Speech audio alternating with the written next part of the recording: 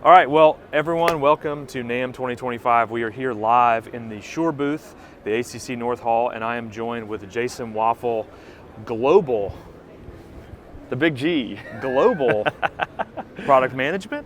Market development. Market specialist. development, Yeah. okay. So this has been a long time coming. Yeah, I've been fortunate enough to know Jason now for a long time. We live very close together, so we got to see some tasty morsels here and there. And this thing made the rounds a long time ago, and ADPSM is now finally here. It is out, it is in the wild, it is about to go on tours, and we've got Jason here. We can do a little Q&A, but he's gonna run through the products, the features, and basically tell you why it's important. So yeah, Jason, take it away. absolutely. Thank you, Kevin. Tell them they can ask any question they want.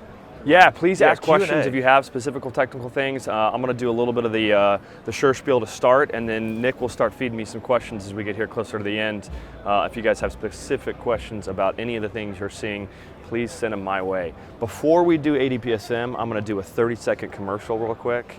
I know there's no commercial breaks on this at Daily Cruise, but if you didn't know, we also launched new drum mics and instrument mics from our Nexidine platform. So we have a new kick mic here. We have a new guitar cab instrument mic, so this will hang nice and flat on your guitar cab, or it's great for like a trumpet bell or a horn bell. And then you can see these new tom mics that we have mounted to this drum set in here. So we're super excited to expand the Nexidine line to a full suite of instrument microphones as well. All that great Nexidine sound you get on those vocal mics that you've had out for about a year, we brought to our instrument mics as well. So let's move past that commercial over here to the main point of the show.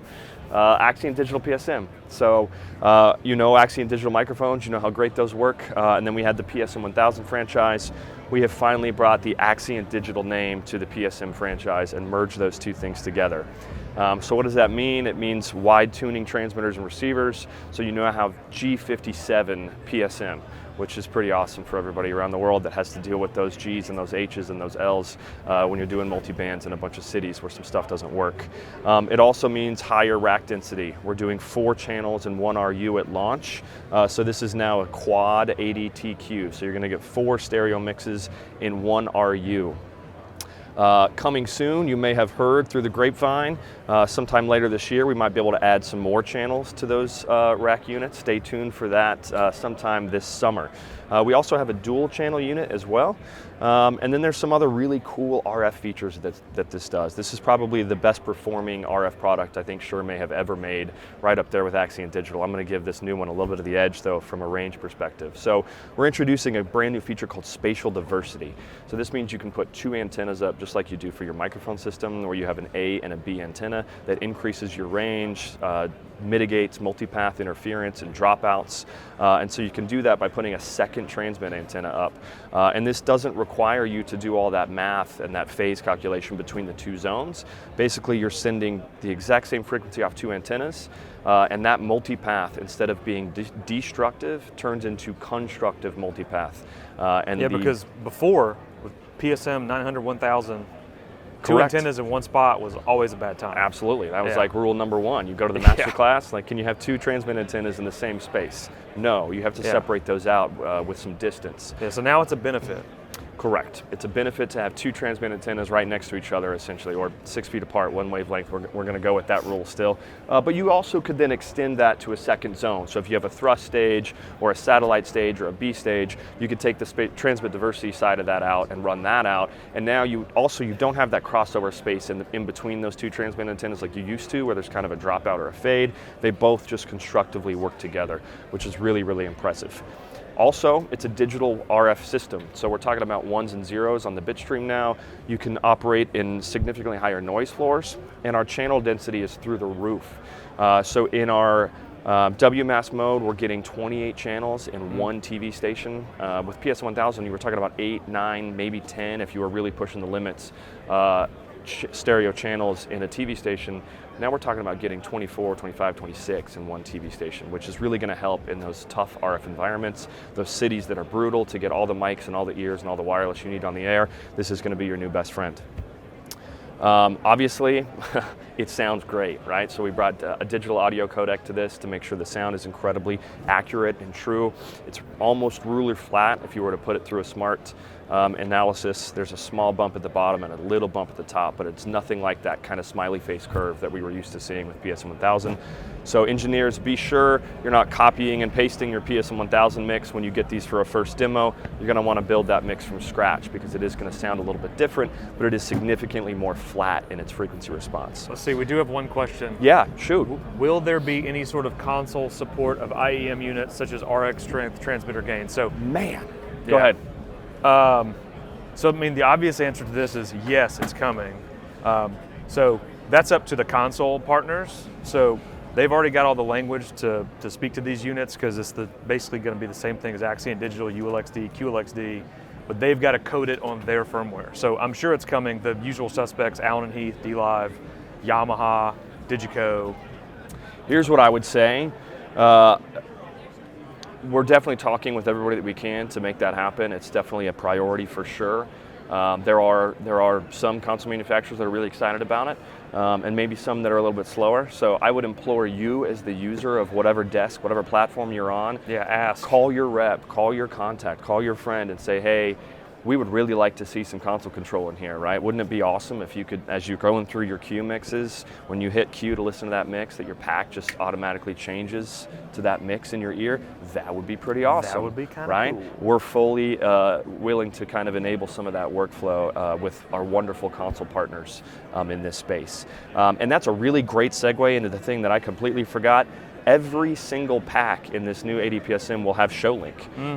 And that's kind of mind-blowing if you think about the workflow that happens on stage left in terms of you never have to IR sync a pack again. Once your rig is built and you hit the road and those packs have been synced once to the system, anybody that has ADX microphones, you know this workflow. You open up Workbench, when you get there, you do your coordination, you hit apply, and when you turn that pack on out of the case, it's just going to find its new frequency and you're off to the races.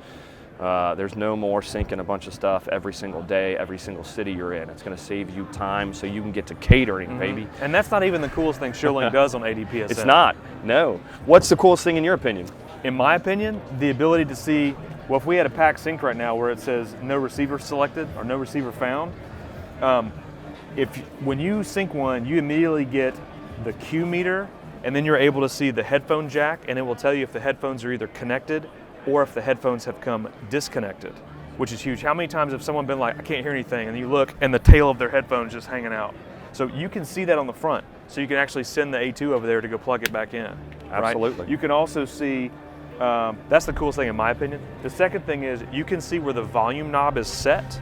So you can actually see from anywhere from 0.0 to 10.0, you can see that the volume knob is set to 5.6. So you can look and see where the packs are the volume is, and then through Workbench, you can actually double click on that pack and you can lock it and you can adjust the volume remotely.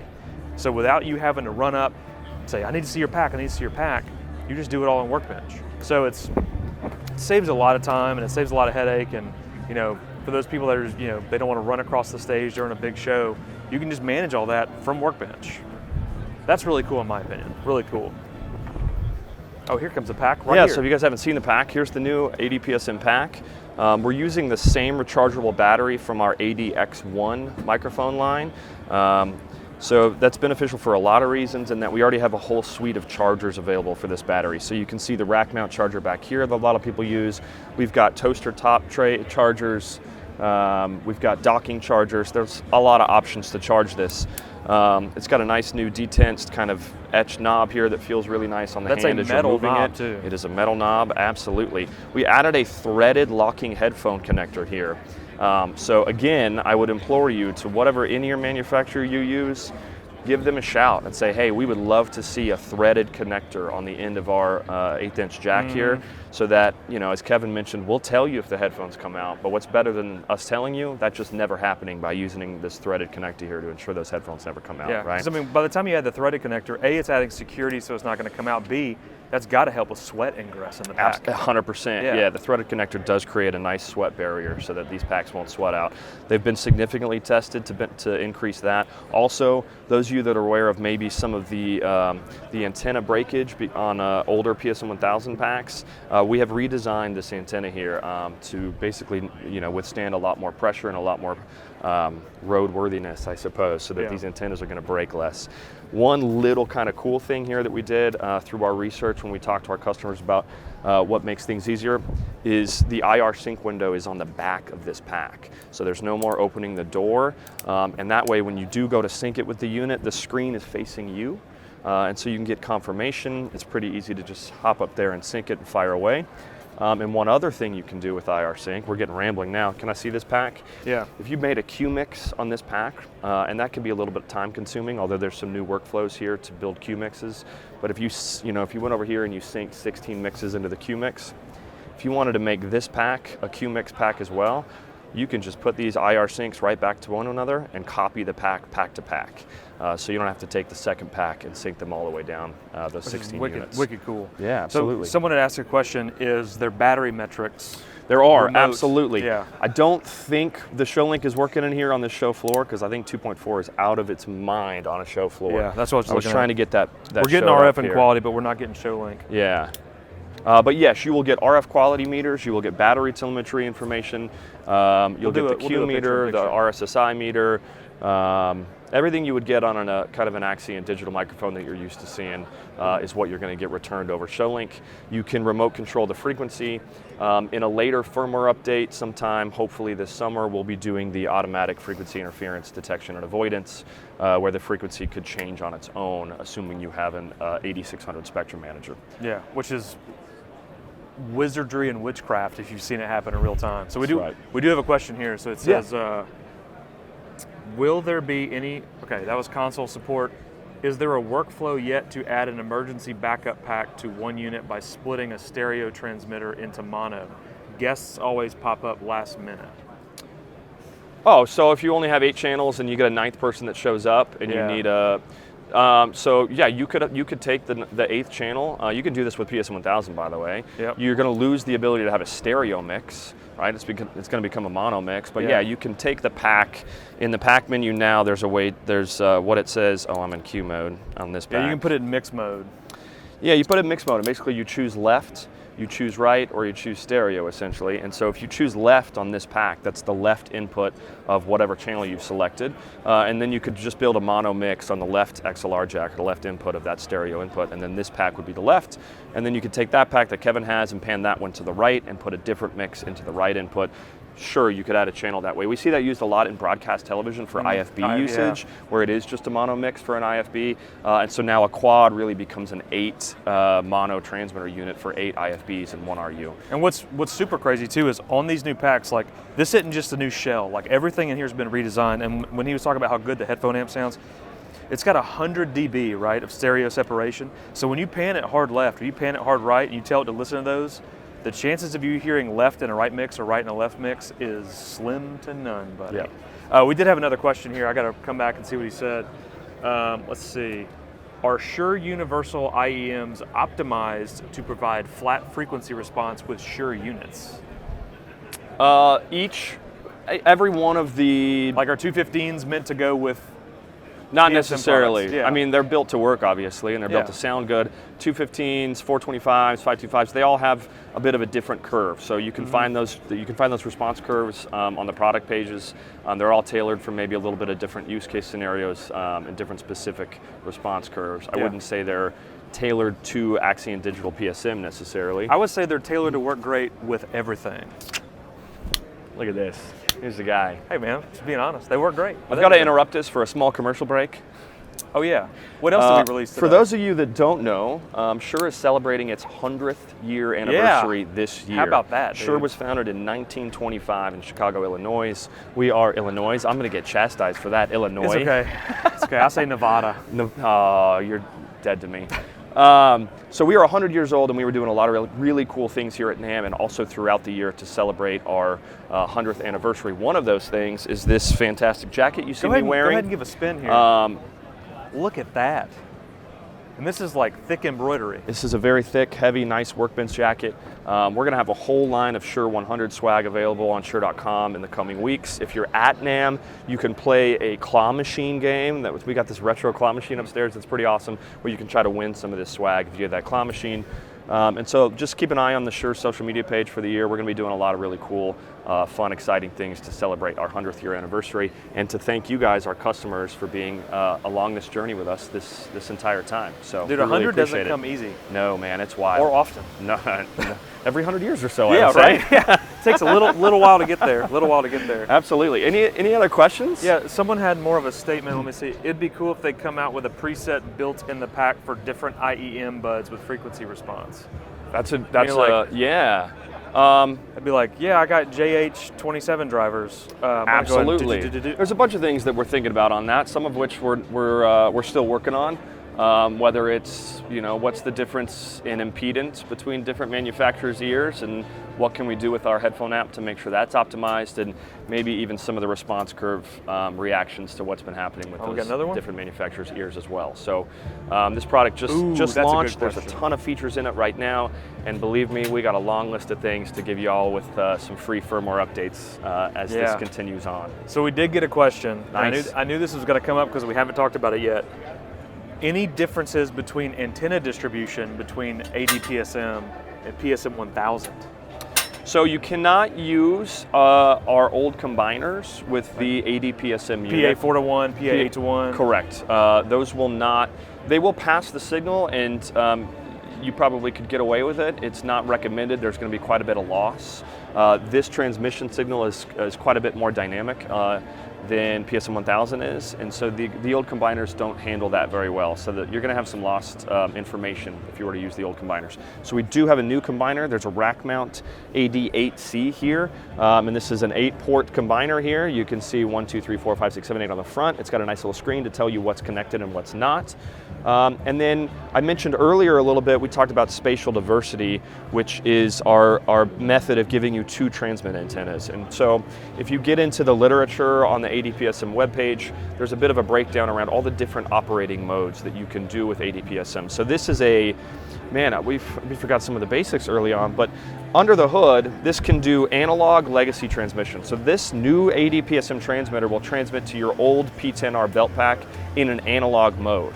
That's there for 2 reasons. One, we didn't want to alienate all of those P10R packs that are out there in the world. We wanted to make sure those could extend their life. And then the second reason is, in the analog mode, you're going to have the lowest latency available for this product, which is 1.2 milliseconds in the analog mode. And that operates in a narrowband carrier, so that's 200 kilohertz, what we're used to seeing. Then there's digital narrowband, which this takes your latency up to 2.9 milliseconds, but you get a digital audio codec, which is going to have a lot more fidelity, be a lot more flat, and it's digital RF, which means you're going to be able to maybe transmit quite a bit further than you would in the analog side of things. And then you can do spatial diversity in digital, so that's where you're going to split that out into 2 separate antennas. It's the same carrier signal, but we just code it differently in the time domain, and then the pack is going to decode that, so that's going to extend your range quite a bit and create kind of ultimate RF reliability. And then this is Shure's first WMAS product, wideband multi-channel audio system. First to market too, maybe, right? First shipping, absolutely. Yep. Yeah, we are shipping this product. And so what WiMAS is, if you're unfamiliar, WiMAS is a new regulatory framework that the FCC adopted just late last year in October.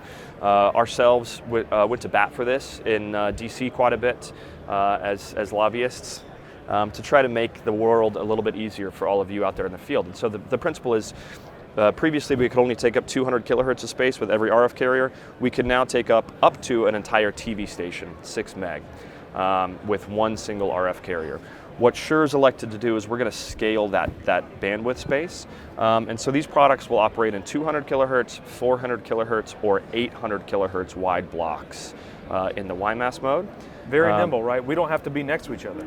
Correct. You can put a block here. Correct. You can put a block way over here. Yeah, so the 800 kilohertz wide carrier will carry 4 stereo mixes in that block of RF spectrum. Which I think we're on, we are. We're in sub-channels right now. Yeah, and so you could put one of those carriers in TV 14, one of those carriers in TV 21, one of those carriers in TV 30, anywhere that your unit will operate in G57, you can drop these wideband carriers to take up these little 800 kilohertz chunks of spectrum to get more efficient. To tie that all back into the question, which was, is there a difference in how you're going to distribute antennas or combine? You will need the new combiners, and then there's a little bit of homework that's going to have to be done to understand the power trade-offs and the antenna setups between all those different modes, which is why I went into explaining that. More questions? Yeah, and I was going to say, just to piggyback on that, like, there is a lot of calculations that need to be done, but this is the first product that I've used where when you connect any of the AD8C or the AD221 to this, it intelligently knows through the BNC connection, not a network connection, through the BNC connection, it knows it's connected to a 2-to-1. It tells you what the estimated loss is and what the transmitter makeup is. So all the math happens on the screen. But there was another question that said, how many combiners do I need for a 4 units, 4/8 channels? So I don't know if you mean 4 units, 8 channels, because right now you can do 8 channels with 2 units. But the answer is if you had 4 quads, you would just need 1 AD8C. If you had 2 quads, you could get away with an AD221 or an AD8C, but then the math comes into play, because depending on which one you use, the transmit power can change. There's a whole nother thing this thing does that we didn't talk about, which was the quads will do internal combining. Yeah. So if you just have a quad unit, there are 4 antenna ports on the back of this, like you're used to having with PSM 1000, where each RF carrier, each stereo channel is going to come out its own RF port, and you're going to take up 4 ports on the combiner. That's how we do it today with PSM 1000. This new product, ADPSM, will do internal combining. So this entire quad, all 4 of those mixes and all 4 of those frequencies can be combined down to 1 BNC cable on the back of this, which means this 8-port combiner can scale up to 4, 8, 12, 16, 32 mixes in a 1 rack unit combiner if you were to internally combine these quads. On top of that, the combiner is then going to read the loss and the power output calculation from each transmitter and maximize the power link that's available within the system to make sure you're getting as much juice as you can. So again, that's just another mode. We talk about internal combining as a mode. There are trade-offs there, right? Think of it like kind of like a pie.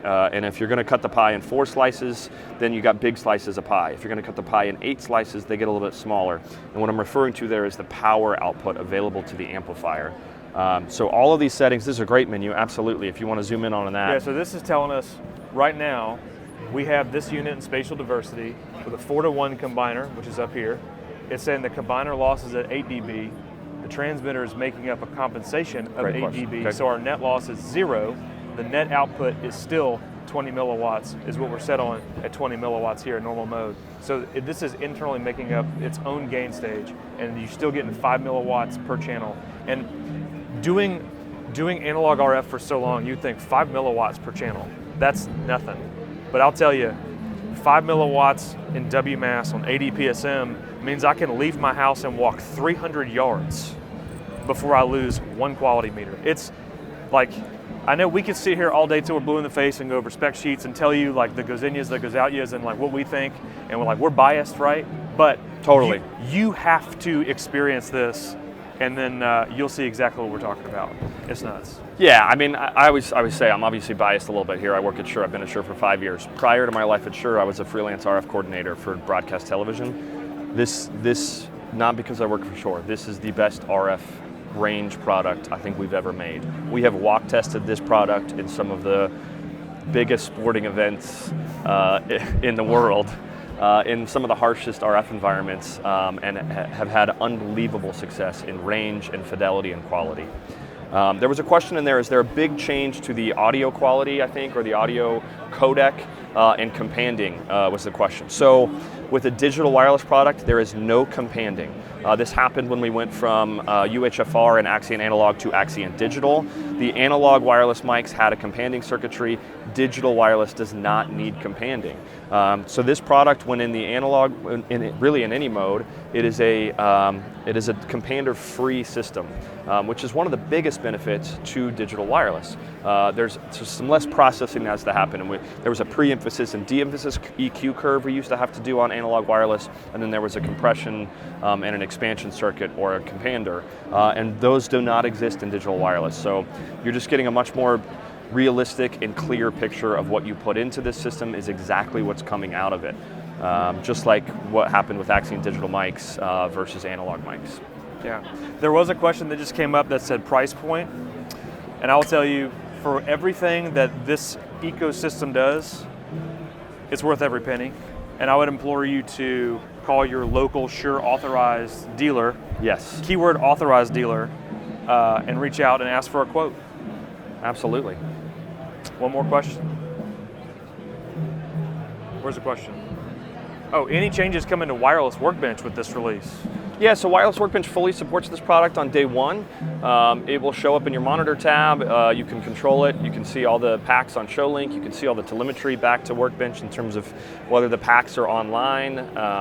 There are a few features that are not in the release right now that are still being worked on. And you know, Shure's always working on new and exciting things. And our goal is to always have an ecosystem of hardware and software that you know, make your jobs easier and always talk and play nicely and are efficient. So I would say absolutely. We're always trying to add features to Workbench. I can promise you that. Yeah. We could spend 3.5 hours here talking about it, but make sure you come to we'll be doing some RF master classes in the Southeast pretty soon. We'll be doing a deep dive, but the show is now open and we are being mushed out of the demo zone. So if there's any last questions, we can go take them over there or just leave them in the chat and we'll get back to you as soon as we can. Thank you guys so much. Appreciate it. Hope to see you. NAMM 25.